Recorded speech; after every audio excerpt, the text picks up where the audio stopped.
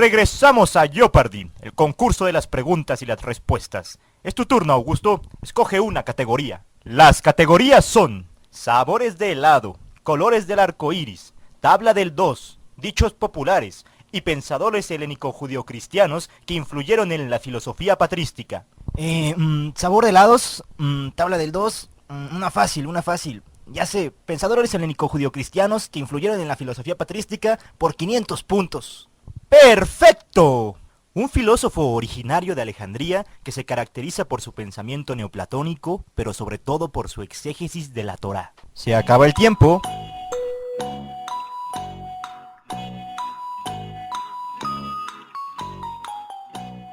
Chin, sabía que debía haber abierto ese libro de Guillermo Fraile.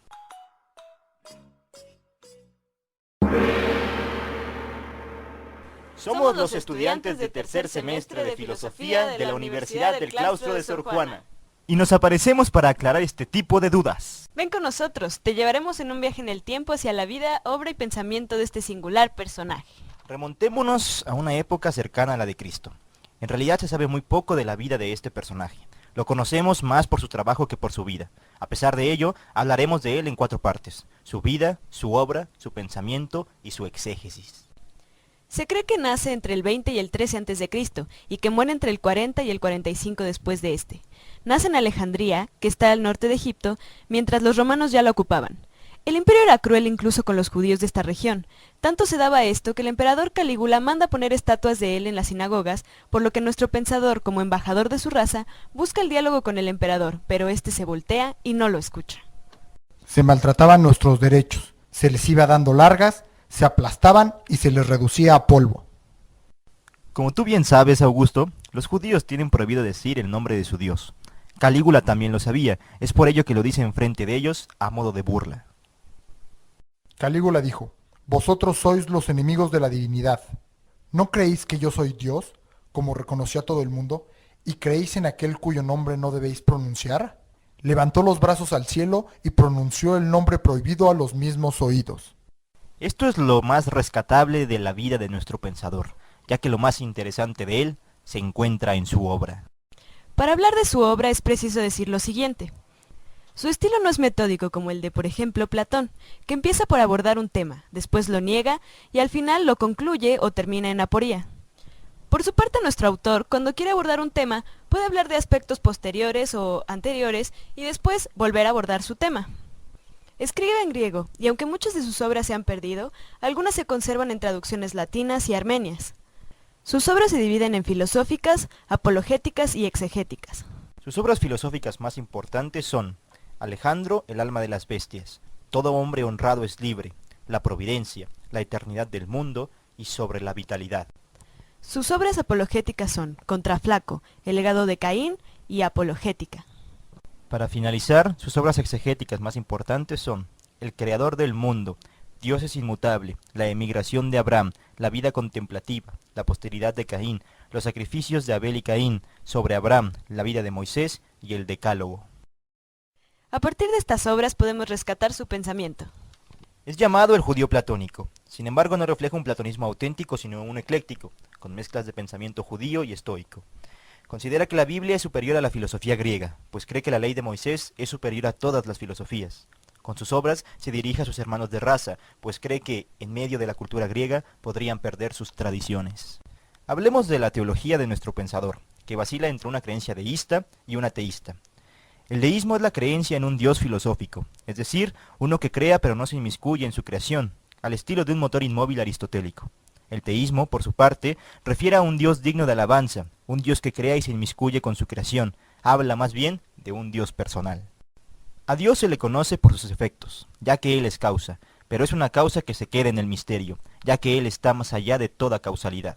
Y definirá a Dios como unidad y trascendencia, simple, el ser por esencia, que se definió a sí mismo diciendo en el Éxodo: yo soy el que soy, el bien y la belleza en sí, lo infinito y fuera de todo lugar. Es decir, no está contenido por el espacio, Él contiene todas las cosas, está en todas partes y en ninguna, pero lo llena todo por medio de sus potencias. Ni siquiera el mundo entero sería un lugar ni una morada digna de Dios. Él está lleno de sí mismo y se basta a sí mismo. Todas las demás cosas son pobres, solitarias y vacías. Él las llena y las contiene sin ser el mismo contenido por nada, porque Él mismo es uno y todo. Se sabe que Dios existe, pero se ignora su naturaleza. No puede llegarse a Dios por el raciocinio, no es inteligible, solo puede entreverse de alguna manera en cuanto ser. No hay ni nombre ni palabra que lo pueda expresar, porque carece de toda determinación. El Dios de nuestro pensador es uno mezclado de la concepción judía y greco-platónica. Es por ello que Dios no tiene contacto con lo material. Por lo anterior, es preciso que nuestro autor ponga un puente entre Dios y el mundo. Este puente serán sus potencias, el logos, la potencia poética, la real y las cooperadoras. Cuando decimos logos debemos pensarlo en un sentido heracliteano, también en el estilo de la sabiduría judía y en la forma del lugar ideal platónico. Es de origen divino, pero no consubstancial a Dios, sino inferior a éste y subordinado. Es la sombra de Dios, así como el mundo sensible es la sombra del logos. En él se encuentran precontenidos los seres particulares. Las potencias se derivan de logos, y se dividen en potencia poética y real, que a su vez dan paso a la auxiliadora y la legislativa. La potencia poética es creadora y ordenadora de las cosas, al estilo del demiurgo platónico. A través de la potencia real, el logos gobierna las cosas. La potencia auxiliadora es la potencia generosa, es decir, hace que las cosas tiendan al bien ontológico. La potencia legislativa castiga a los transgresores de la ley. Las potencias cooperadoras serán ángeles y querubines, entre otros, que se ocuparán del hombre preocupándose de que siga el camino del bien. Al ser su pensamiento mezcla de dos culturas, nuestro autor no define bien la creación del mundo sensible. Vacila entre la creación ex nihilo, propia del judaísmo, y la existencia desde la eternidad, aristotélica. Pero se inclina más bien por la primera. El mundo no ha sido creado en el tiempo, sino con el tiempo. El tiempo y el mundo comienzan a ser a la vez. Esto por parte de su visión sobre Dios. Pasemos ahora a su antropología. Su antropología es, asimismo, tanto helénica como judía. Refiere al somacema. El hombre es un compuesto de cuerpo y alma. El cuerpo procede de la materia. Es la tumba del alma, que impide ver las cosas divinas. Si el cuerpo es la tumba del alma, es, pues, un estorbo para creer en Dios, para conocerle y retornar a Él. Para la salvación es preciso despreciar el cuerpo y someterle a un ascetismo riguroso. Pero debemos definir qué es ascetismo. Ascetismo viene de asquesis, que en un principio tenía una connotación atlética. Refería a practicar, ejercitar y entrenar el cuerpo.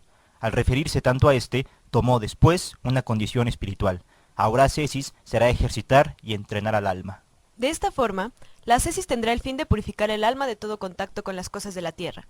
El desprendimiento se hace a través de la virtud, en el sentido estoico. Lucha Ahora y que hemos austeridad. hablado sobre el pensamiento filosófico de nuestro autor, es pertinente que te mostremos el quid de su exégesis. Para ello, debemos hacer con él la exégesis misma. Para ello, debemos definir lo que es una exégesis. Una exégesis es una interpretación alegórica de la Biblia. Una alegoría es una figura de estilo. Pienso en una cosa, pero digo otra para hablar mejor de esta primera. Debemos definirla entonces como un estudio que mira hacia lo estético y lo toma como un rodeo para acercarse a la verdad. El método alegórico se basa en la creencia de que en el texto bíblico se encierra un doble sentido. El literal es el de la apariencia y es accesible a los materiales, o sea, al común de la gente. El simbólico es el de la verdad y es más alto que el anterior, escondido y solo accesible a los espirituales. Por ejemplo, Adán, Eva, la serpiente y Caín. Adán simbolizará la inteligencia libre de la carne, el espíritu del hombre. Eva, la sensación o potencia sensitiva. La serpiente, el placer o la tentación. Caín, el pecado. De este modo, tenemos que cuando la sensación obtiene placer a través de la razón, ocurre el pecado. Pero espera, debemos aclarar que este pensador no lee la Biblia como escrita originalmente en hebreo, sino una traducción al griego, la traducción de los 70, conocida como el Septuaginto. Aclarado esto, puedes continuar. Su exégesis tendrá la pretensión de predicar, convencer y edificar. Sin embargo, para este pensador, esta es poner en resonancia un lote determinado de frases inspiradas, es decir, no tiene la intención de demostrar, sino de hacer escuchar esta armonía. Pero empecemos con la exégesis. Supongamos que nos interesa su concepto de sabiduría. Deberemos empezar con la emigración de Abraham, que comienza cuando Dios se le desvela. Vete de tu tierra, y de tu patria, y de la casa de tu padre, a la tierra que yo te mostraré, y de ti haré una nación grande y te bendeciré. Engrandeceré tu nombre y sé tú una bendición.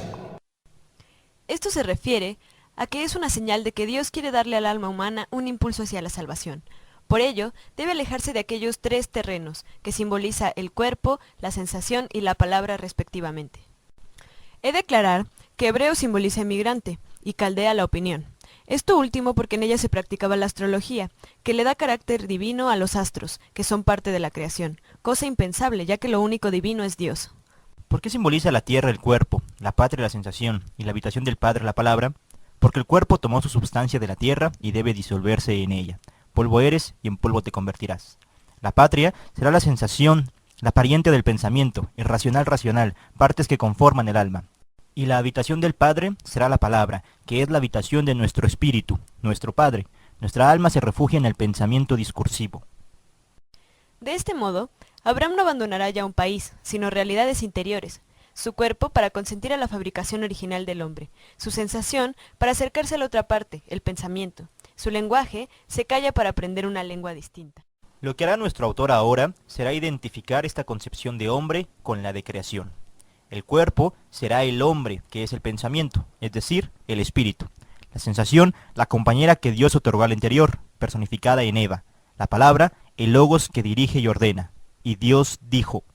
Oye, pero la creación es buena. Recuerda el pasaje de la Biblia donde Dios regresa a ver su creación para confirmar su bondad. Y si es bueno, ¿por qué el hombre debe alejarse de ello? Preguntémosle a él mismo. Para volver a encontrarlo, pues aún no sabe que se le ha dado. De este modo, tenemos ya una parte importante del pensamiento de nuestro autor, la física de los elementos con el cuerpo, la psicología de la composición sensación-pensamiento, la metafísica o teología con la habitación de Dios que es el logos. Ahora recordemos quiénes son Abraham, Sara y Agar. Abraham es el primer patriarca judío cuya esposa es Sara.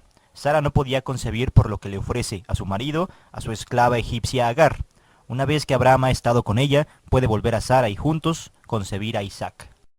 Y en el simbolismo de esta exégesis significarán: Abraham debemos tomarlo siempre como el comienzo del saber, la pregunta, de la búsqueda, el padre elevado por los aires.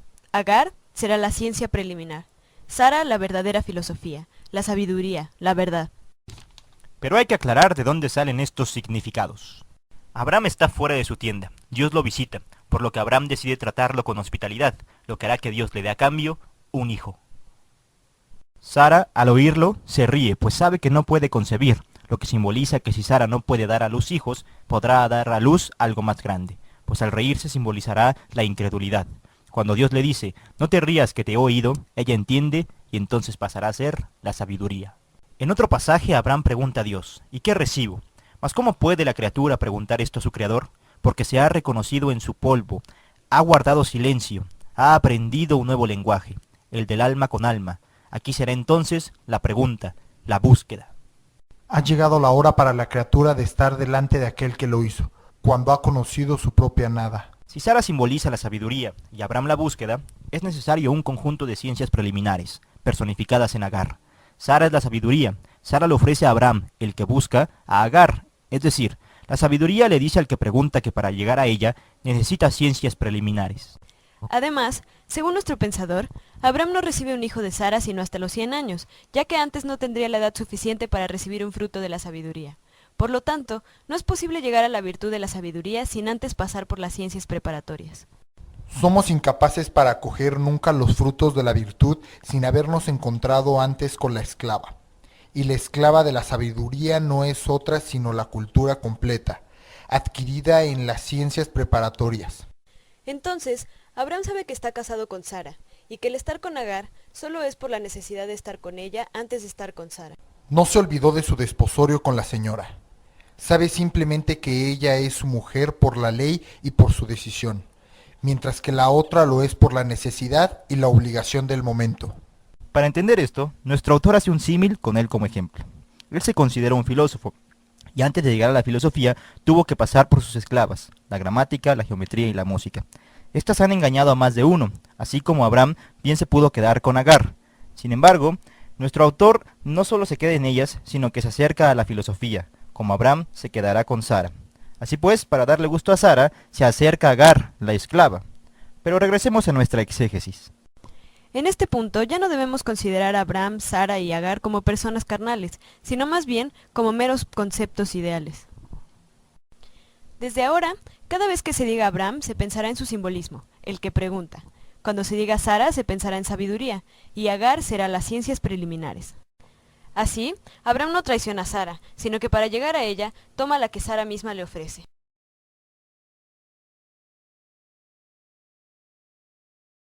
Aquí nuestro pensador nos dejará ver su influencia claramente platónica. Recordemos su caverna. El filósofo, al salir de esta, lo primero que se le muestra es la luz. Asimismo, lo que simboliza los esfuerzos por hallar la sabiduría será la luz, personificada en Isaac, que simbolizará también la risa y la alegría. Pero Dios no le da a Isaac como premio, sino meramente gratuito, de aquí el hecho de que Abraham se atreva a sacrificarle. Isaac, al ser hijo de la sabiduría, ya sabe naturalmente, a diferencia de Abraham que debía aprender.